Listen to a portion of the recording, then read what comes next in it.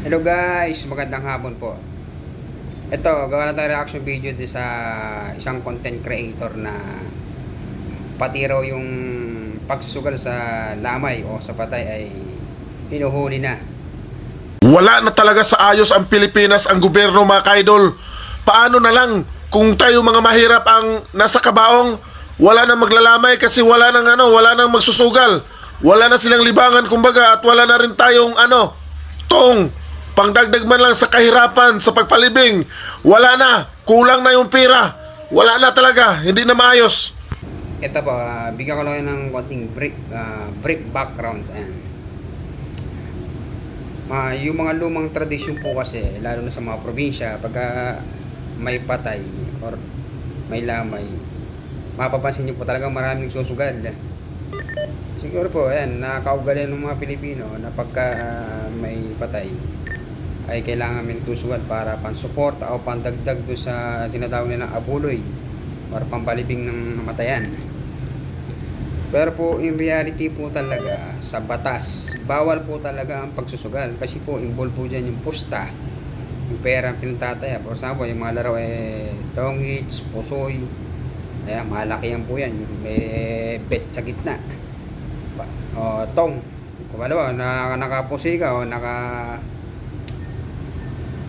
tongits ka, ayan, hindi pa naglalagay ng tong doon sa may gitna.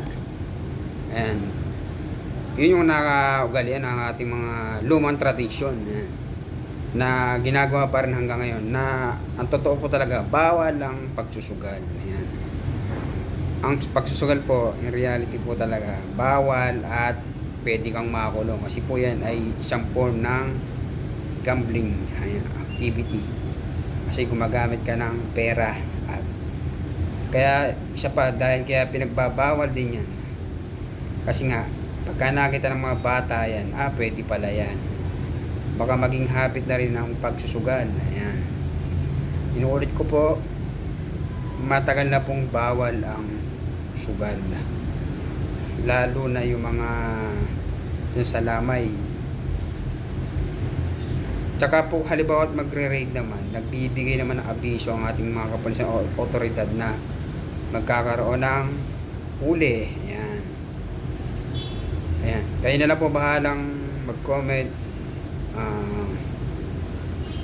kung tama ba yung sinabi ko. Pero ang pagsusugal po o panghuhuli na nagsusugal ay matagal na pong ginagawa ng ating kapulisan. Tsaka isang purpose po kaya nagpunta tayo ng patay ay upang dumalo at makipaglamay doon sa namatayan bilang pag-alaala or pagsaludo sa kanyang ginawa. Yun lang po at maraming salamat. God bless everyone.